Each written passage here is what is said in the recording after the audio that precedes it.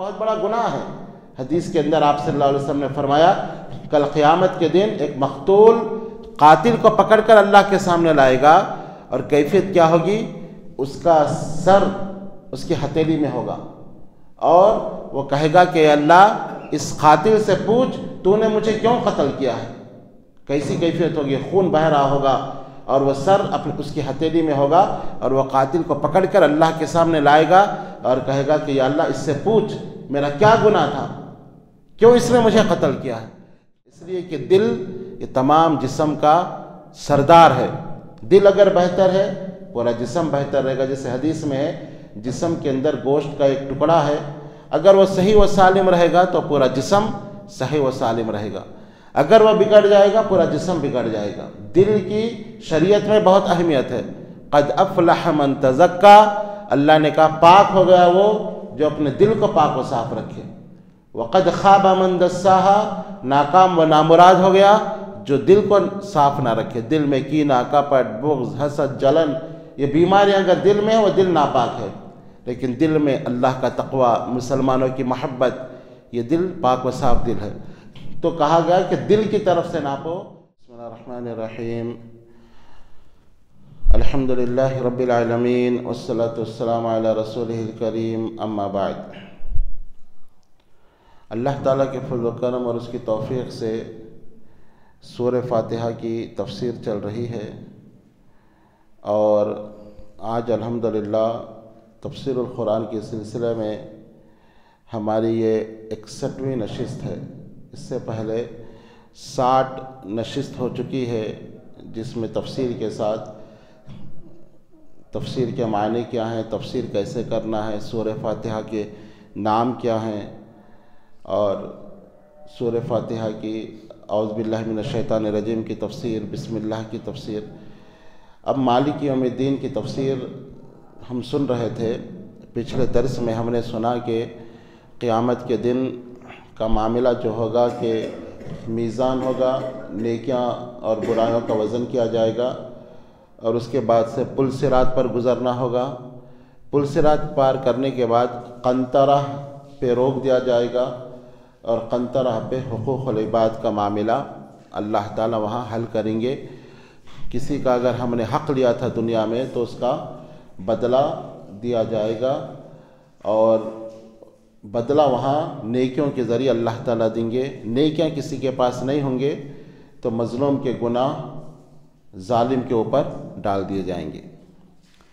وہاں پر ایک مرحلہ ایسا بھی ہوگا کہ اگر ایک انسان ہے، ظالم ہے اگرچہ، لیکن دنیا میں اس نے اللہ کی اچھی عبادت کی تھی، اور اس کی کوئی ادا اللہ کو پسند آ گئی، اگر اللہ اس کو معاف کرنا چاہے تو ظالم کے حقوق اللہ اپنے ذمے لے لے گا۔ جیسے کہ مسند احمد کی ایک روایت میں ہے کہ مظلوم آئے گا اور ظالم سے اپنے حق کا مطالبہ کرے گا کہ مجھے حق چاہیے، اس نے مجھ پر ظلم کیا تھا۔ اسی اثنا میں جنت سے کچھ محلات ابھریں گے، کچھ باغ وغیرہ جنت سے ایسے ابھریں گے۔ ظالم اور مظلوم دونوں کی نگاہ بھی اس طرف جائے گی۔ مظلوم یہ کہے گا کہ یا اللہ یہ جو نعمتیں ہیں یہ کس کے لیے ہیں؟ تو اللہ تعالیٰ کہے گا کہ اے بندے یہ تیرے لیے ہے، لیکن تو مجھ سے ایک سودا کر۔ بندہ کہے گا کہ اللہ تجھ سے کیا سودا کرنا ہے؟ اللہ کہے گا تو اس کو معاف کر دے تو یہ تیرے لیے ہے۔ دنیا میں اس نے تجھ پہ ظلم کیا تھا، لیکن اگر آج تو اس ظالم کو معاف کر دے تو یہ محلات یہ تیرے لیے میں تجھ کو دے دوں گا۔ تو مظلوم خوش ہو جائے گا اور وہ ظالم کو معاف کر دے گا، اور اللہ تعالیٰ اس کو وہ محلات وہ جنت عطا کرے گا۔ تو ایسا بھی ایک مرحلہ ہوگا کہ اگر ایک انسان دنیا میں اللہ کو راضی رکھنے کی کوشش کیا، اخلاص کے ساتھ اعمال کیے، لیکن انسان ہونے کی حیثیت سے اگر کسی پر کچھ ظلم بھی کیا تو اللہ تعالیٰ وہ حقوق اپنے ذمے لے لے گا، اور اللہ تعالیٰ مظلوم کو اتنا دے گا، اتنا عطا کرے گا کہ مظلوم خوش ہو جائے گا۔ اس طرح اللہ تعالیٰ ظالم اور مظلوم دونوں کو بھی اللہ جنت عطا کرے گا۔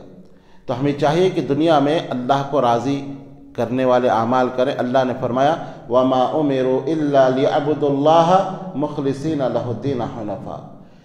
بخاری کا وہ واقعہ اس کی دلیل ہے کہ بنی اسرائیل کا ایک آدمی جس نے 99 انسانوں کو قتل کیا تھا، 99 بے گناہ انسانوں کو اس نے مارا تھا، لیکن اس کے بعد اس کو یہ احساس ہوا کہ اللہ مجھے معاف کرے گا، توبہ کرنے کا احساس ہوا، اور وہ لوگوں سے پوچھتے پھر رہا ہے کہ میں بہت بڑا پاپی ہوں اور میں نے بے گناہ انسانوں کو قتل کیا، کہ اللہ معاف کرے گا؟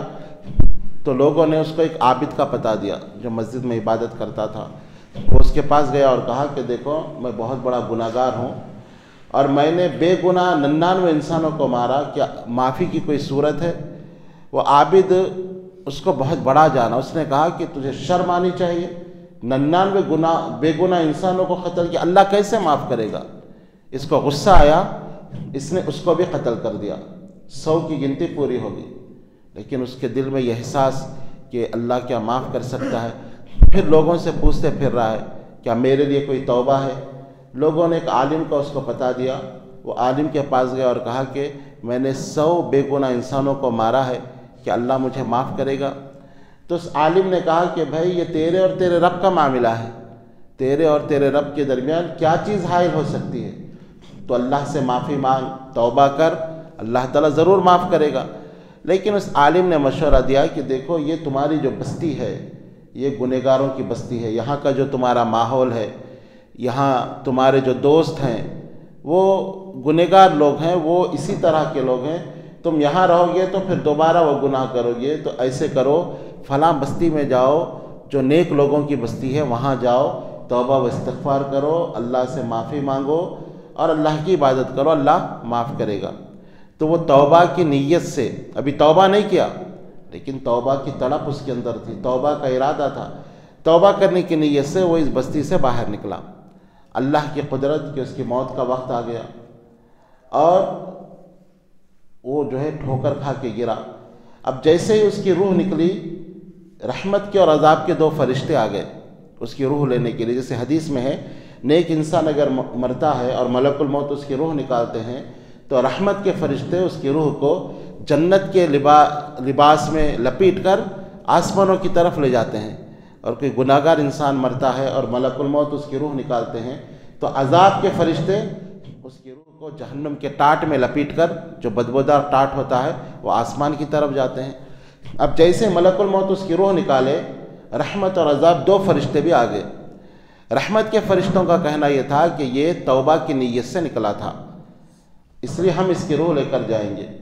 عذاب کے فرشتوں کا یہ کہنا تھا کہ یہ 100 بے گناہ انسانوں کا قاتل ہے، اگرچہ کہ توبہ کی نیت سے نکلا لیکن ابھی تک تو توبہ نہیں کیا تھا، توبہ ابھی تک تو نہیں کیا، اس لیے ہم عذاب کے فرشتے اس کی روح لے کر جائیں گے۔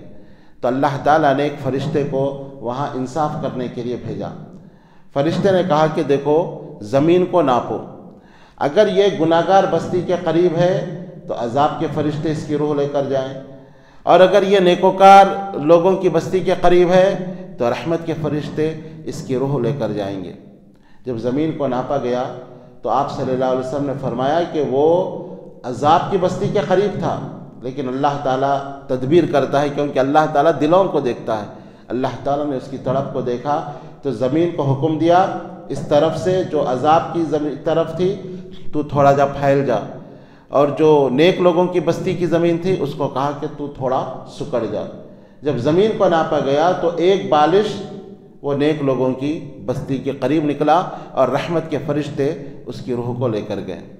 اور بعض روایت میں یہ ہے کہ فرشتے نے کہا کہ اس کے دل کی طرف سے ناپو، اس لیے کہ دل یہ تمام جسم کا سردار ہے، دل اگر بہتر ہے پورا جسم بہتر رہے گا۔ جیسے حدیث میں ہے جسم کے اندر گوشت کا ایک ٹکڑا ہے، اگر وہ صحیح و سالم رہے گا تو پورا جسم صحیح و سالم رہے گا، اگر وہ بگڑ جائے گا پورا جسم بگڑ جائے گا۔ دل کی شریعت میں بہت اہمیت ہے۔ قد افلح من تزکا، اللہ نے کہا پاک ہو گیا وہ جو اپنے دل کو پاک و صاف رکھے۔ وقد خاب من دساہا، ناکام و نامراد ہو گیا جو دل کو صاف نہ رکھے۔ دل میں کینہ، کپٹ، بغض، حسد، جلن، یہ بیماریاں اگر دل میں ہے وہ دل ناپاک ہے، لیکن دل میں اللہ کا تقوی، مسلمانوں کی محبت، یہ دل پاک و صاف دل ہے۔ تو کہا گیا کہ دل کی طرف سے ناپو، تو دل کی طرف سے ناپا گیا تو نیک لوگوں کی بستی کے قریب نکلا، چونکہ جب روح نکلی تو وہ اس طرف ہو کے گرا، حالانکہ تھا برے لوگوں کی بستی کے قریب، لیکن اس طرف گرنے سے دل سے ناپا گیا تو نیک لوگوں کی بستی کے قریب نکلا، اور پیروں سے اگر ناپا جاتا تو برے لوگوں کی بستی کے قریب تھا۔ تو اللہ تعالیٰ اس طرح بہانے تلاش کرتا ہے، تدبیریں کرتا ہے۔ اگر کوئی انسان اخلاص کے ساتھ، دل کی صفائی کے ساتھ اگر کوئی نیک عمل کرتا ہے، اللہ تعالیٰ اس کو معاف کرنے کے بہانے تلاش کرتا ہے، کیونکہ اللہ دلوں کو دیکھتا ہے، دل اس کے سامنے ظاہر ہے۔ وہ حُصِّلَ مَا فِی الصُّدُورِ، اللہ نے کہا دلوں کے راز اللہ کو معلوم ہے، علیم بذات الصدور، دلوں کے وسوسے اللہ جانتا ہے۔ تو دل کے اندر انسان کی کیا کیفیت ہے، کتنا اللہ سے محبت ہے، کتنا اخلاص ہے، اللہ تعالیٰ دلوں کو دیکھتا ہے۔ اور جب اللہ دیکھتا ہے کہ اس کی نیت خالص ہے، دل صاف ہے، تو اللہ تعالیٰ اس کو معاف کرنے کے بہانے تلاش کرتا ہے، جیسے اللہ تعالیٰ نے اس آدمی کے ساتھ، بنی اسرائیل کے اس آدمی کے ساتھ کیا جس نے 100 لوگوں کا قتل کیا تھا۔ اور قتل کرنا بہت بڑا گناہ ہے۔